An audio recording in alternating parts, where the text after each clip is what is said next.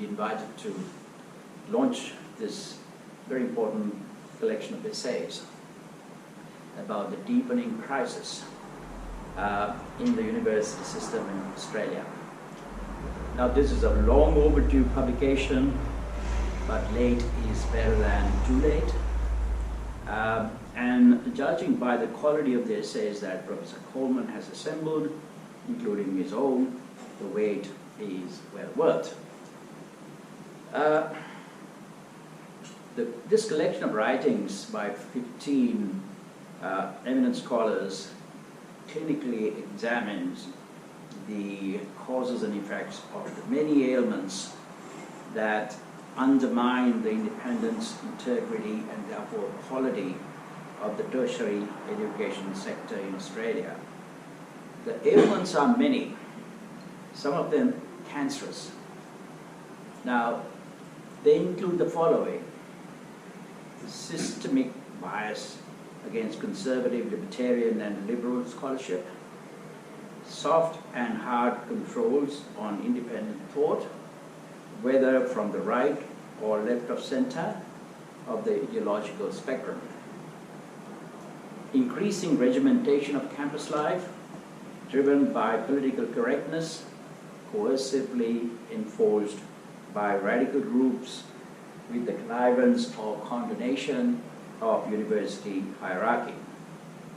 The eclipse of the principle of equality by the poisonous and divisive policy of diversity. Falling academic standards of students and teachers in many fields. I must say I'm not very competent to talk about the sciences. My discipline is law and humanities, so I would not like to pronounce upon what is happening there, although I have a family member who is in fact a scientist. The eclipse of the, as I mentioned this, a research funding system that rewards academics who play by the ARC, Australian Research Council playbook, and punishes those who don't.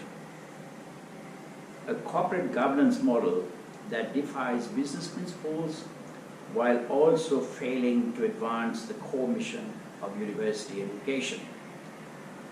A top-heavy and intrusive management structure, scandalous misuse of university revenue by globe-trotting managers who produce no returns to their universities, compromising of academic standards in the mad quest for overseas student income. Now, the contributors to this volume have seen firsthand these symptoms of the campus meltdown. They are all distinguished academics, but with what authority do I speak on these matters, you might wonder. I came to this country, as Graham mentioned, in 1983 to pursue postgraduate studies. I arrived with my wife and my child on an aeroplane on valid visas. You might read into that.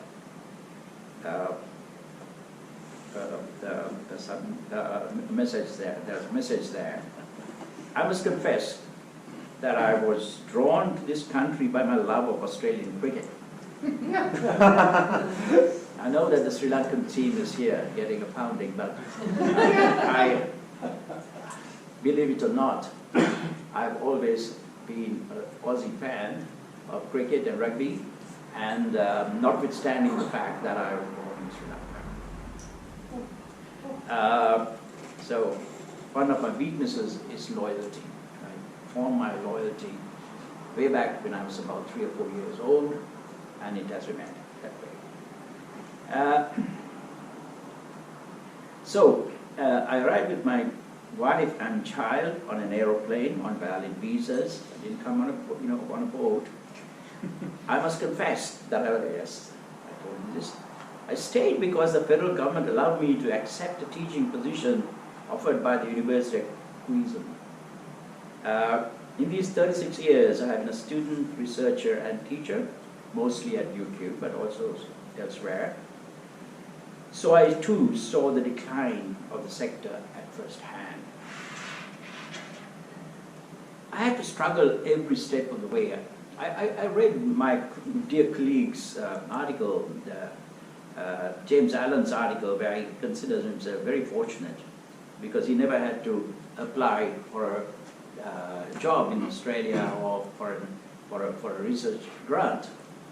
And one of the reasons is that we got him down, and I was part of the selection committee that fought hard to get him into UQ. So he came from New Zealand. He didn't have to apply for promotions. But I had a different history. I had to fight every step of the way.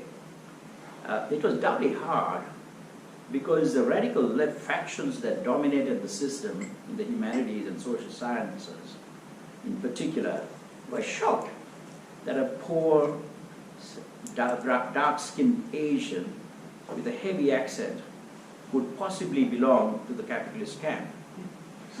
And they expected me to join the nascent movement for cultural relativism, the rejection of objective knowledge, the revolt against the rule of law and liberal legality, the call for affirmative action and diversity in all walks of life. The last thing I needed was preferential treatment.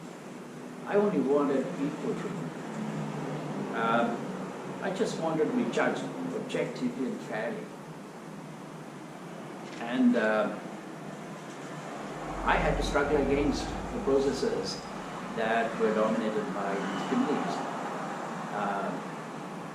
Anyway, enough about me. Let's talk about the system and its structural flaws. The model of university administration is like no other. Now, I know many of you will be acquainted with or will be engaged in activities of the business world. But the model of the university is very, very different. Now, you may be working in the business world where the survival of firms and your own employment, whether as directors, managers or staff, are judged on performance in the marketplace. In short, there is profit and loss accountability. In the government sector, there is political accountability. Ministers are answerable to the public through Parliament and as best means of bringing to book misdeeds in the government corporate sector. Make no mistake, universities in Australia, with a few exceptions, are state corporations. They belong to us, you and me.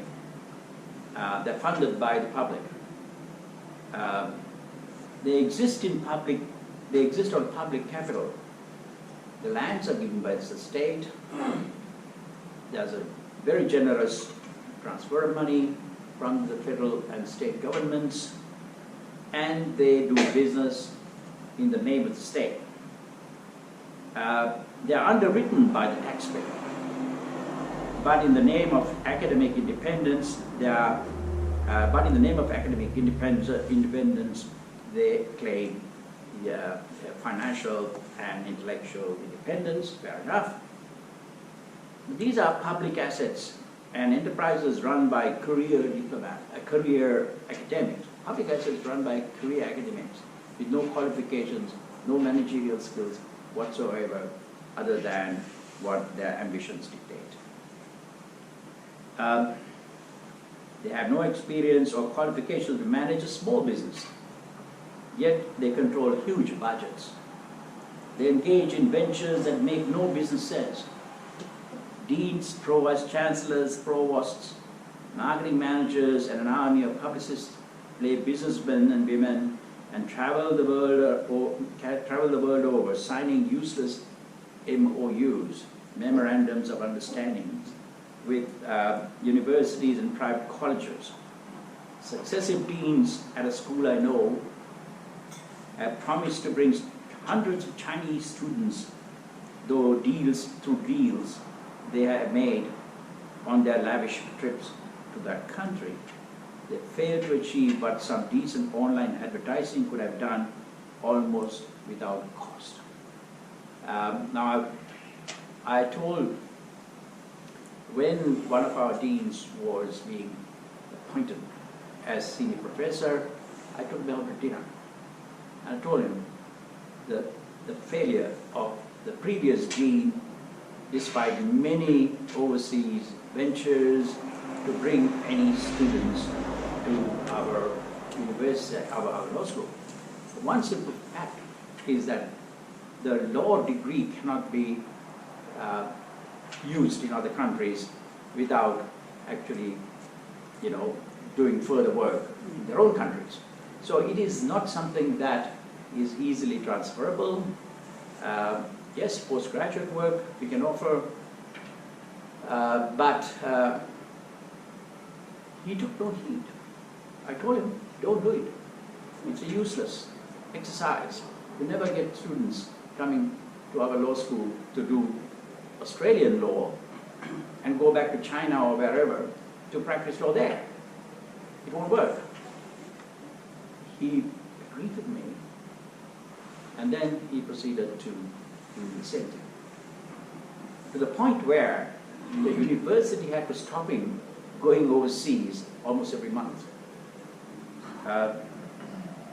Now, this story is repeated in every department, at every program. Now, I do not wish to summarize this outstanding work. I'm here to commend it to your close attention as an essential expose of the plight of an important economic and cultural institution of our society. I wish to say, though, that in my 3 decades of association with the Australian tertiary sector, I have met, encountered intellectuals whose dedication to the advancement and dissemination of knowledge are beyond the slightest doubt. And some of them are actually known to be personally represented in this collection of work. The first step to reform of an institution is the recognition of its problems. This book is an outstanding analysis of the problems of the tertiary sector that contains within it important ideas for saving our universities for future generations. I'm truly honored to formally declare the launch of this work in Queensland. Thank you very much.